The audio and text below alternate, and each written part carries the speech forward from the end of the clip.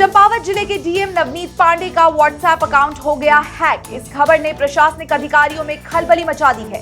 Hacker ने DM की WhatsApp ID से कई अधिकारियों और कर्मचारियों को मैसेज भी भेजे। यही नहीं, हैकर ने व्हाट्सएप आईडी में डीएम नवनीत पांडे की फोटो भी लगा दी। अपनी व्हाट्सएप आईडी हैक होने की जानकारी डीएम नवनीत पांडे ने खुद जिले के विभिन्न विभागों के ग्रुप और जिला प्रशासन के ग्रुपों में साझा की। डीएम ने बताया कि श्रीलंका का किसी हैकर ने उनकी व्हाट्सएप आईडी हैक कर दी है। अब साइबर सेल मामले की जांच कर रही है। डीएम ने सभी अफसरों और आम लोगों से विशेष रूप से सतर्क रहने की अपील की है। आपको बता दें कि चंपावत जिले की कई अधिकारियों की व्हाट्सएप आईडी पहले भी हैक हो चुकी है।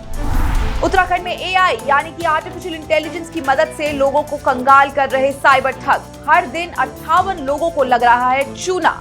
वित्तीय धोखाधड़ी के लिए जारी हेल्पलाइन नंबर 1930 के आंकड़ों से जानकारी सामने निकल कर आई है।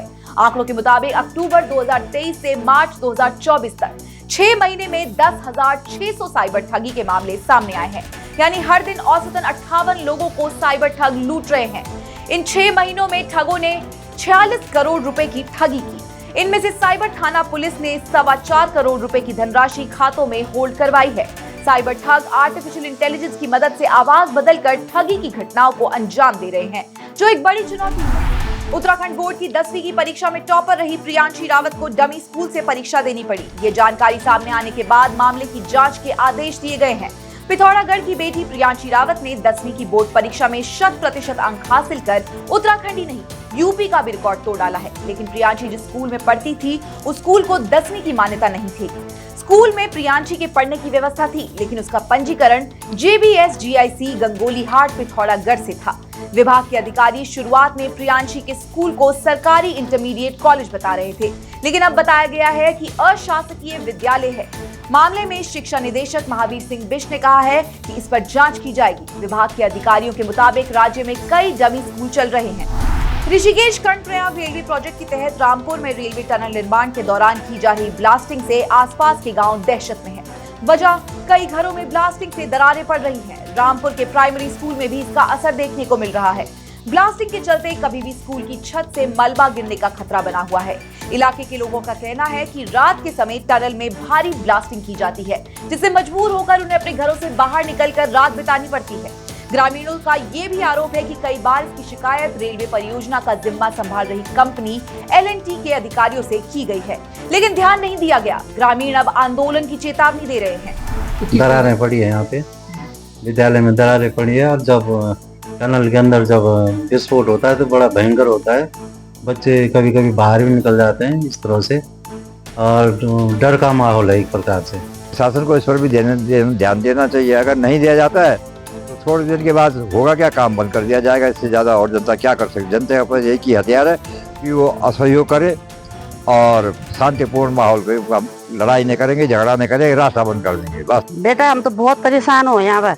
बार मन करता है कि यहाँ छोड़ के वहाँ जाओ, वहाँ टनल में जाए, उनको बोलेंगे पर ये आओ, यहाँ सो के देखो ये कमरे में। एक बार यहाँ सो के देखना तो पता चलेगा कि कैसा रह रहे हैं लोग। हमें कितनी परेशान हो रहे हैं हम ही जानते हैं ना। रात को हमको बाहर भागना पड़ता है। पुल है वहाँ पर, पुल पर चले जाते हैं हम। इतनी परेशानी होती है हमको यहाँ पर। मसूरी भट्टा गांव में शराब बेचने वाली ग्रोसरी दुकान पर महिलाओं ने जड़ दिया ताला। महिलाओं ने चेतावनी देते हुए कहा कि गांव में कहीं भी शराब की बिक्री नहीं होने देंगे, ना ही शराब की दुकान कहीं खुलने देंगे। मसूरी भट्टा गांव में ग्रोसरी की दुकान में शराब बिक्री का महीने भर से यहां की महिलाएं विरोध कर रही थी। आरोप है कि प्रशासन से कई बार शिकायत की, लेकिन सुनवाई नहीं हुई, जिसके बाद महिलाओं ने मिलकर दुकान की तालाबंदी कर दी। विरोध प्रदर्शन के दौरान मसूरी बीजेपी मंडल अध्यक्ष राकेश रावत भी मौके पर आए, जिसके बाद एसडीएम ने दुकान को पूरी तरह से बंद करने के निर्देश देकर जांच बैठा दी है। एक और महिला सशक्तिकरण का उपदेश देती है सरकार की, महिलाओं को आगे बढ़ाओ, महिलाओं को बढ़ावा देती है। उसके विरुद्ध बावजूद भी देखो यहाँ पे दारू का ठेका खुल रहा है। हम सब महिलाएं परेशान हैं, है ना। बच्चों, हमारे आगे के बच्चों का भविष्य बर्बाद हो जाएगा।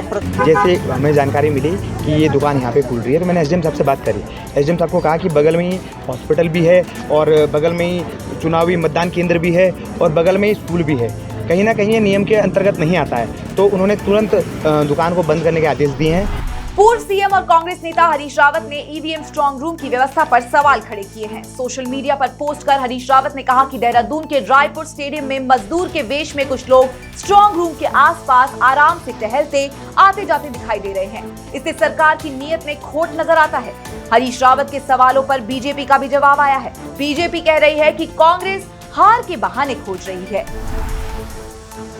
कांग्रेस पार्टी उत्तराखंड की 5 लोकसभा सीटें हार रही है, इसलिए वो हार के कारणों पे बहाने ढूंढ रही है, क्योंकि उनको पता है कि भाई जनता का समर्थन हमें नहीं मिला है। कभी ईवीएम की वो लोग बात करते हैं, कभी वीवीपैट की बात करते हैं, जिस विषय को देश का उच्चतम न्यायालय भी खारिज कर चुका है।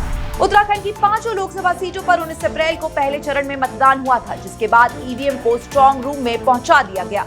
देहरादून के रायपुर स्टेडियम में ईवीएम रखी गई है, जहां की सुरक्षा पर हरीश रावत से पहले गणेश गोदियाल भी सवाल उठा चुके हैं। प्रदेश में जल्द होने वाले नगर निकाय चुनावों को लेकर बीजेपी ने रणनीति तैयार कर ली है। प्रदेश अध्यक्ष महेंद्र भट्ट ने राज्य के सभी मंत्री, सांसद, विधायकों और पार्टी पदाधिकारियों के साथ वर्चुअल बैठक की और निकाय चुनावों की तैयारी में जुटने के निर्देश दिए। सर्वसम्मति से प्रत्याशी चुनने और सभी मतदाताओं के नाम सूची में जुड़वाने के लिए अभियान चलाने को भी कहा गया है।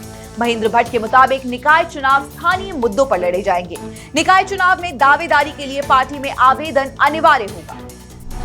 उत्तराखंड में जगह जगह लगी जंगलों की आग शासन प्रशासन के लिए एक बड़ी चुनौती बनी हुई है। लगातार आग बुझाने के लिए ऑपरेशन चल रहा है, लेकिन आग है कि हर दिन विकराल होती जा रही है।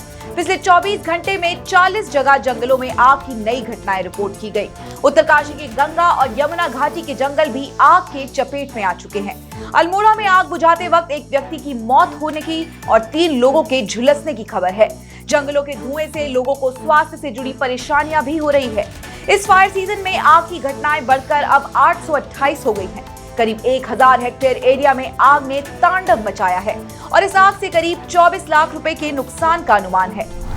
आईसीसी ने वेस्टइंडीज के डेविन थॉमस को 5 साल के लिए क्रिकेट से बैन कर दिया है। डेविन थॉमस पर श्रीलंका, यूएई और वेस्टइंडीज की क्रिकेट लीग में फिक्सिंग के आरोप लगे हैं, जिसे उन्होंने कबूल कर लिया है, जिसके कारण आईसीसी ने उन्हें सजा दी। थॉमस ने अपने ऊपर लगे आरोपों को कबूल कर लिया। इस वजह से उनकी सजा को 18 महीने कम कर दिया गया। मई 2028 तक डेविन इंटरनेशनल और घरेलू क्रिकेट नहीं खेल सकेंगे। मुंबई में बॉलीवुड हंगामा स्टाइल आइकॉन अवार्ड 2024 का आयोजन हुआ। इस इवेंट में बॉलीवुड से लेकर टीवी इंडस्ट्री तक के स्टार्स ने अपना जलवा बिखेरा। मलाइका अरोड़ा, उर्वशी रौतेला, तृप्ति डिमरी, जरीन खान, शमिता शेट्टी, अवनीत कौर, अदिति राव हैदरी, नुसरत भरूचा समेत कई एक्ट्रेसेस पर लोगों की नजर टिकी रही। टीवी अदाकारा तेजस्वी प्रकाश भी किलर लुक में नजर आए। बाद में अजय देवगन, जावेद अख्तर, शबाना आजमी भी आए। इस अवार्ड समारोह का आयोजन मुंबई के ताज लैंड्स एंड होटल में किया गया है।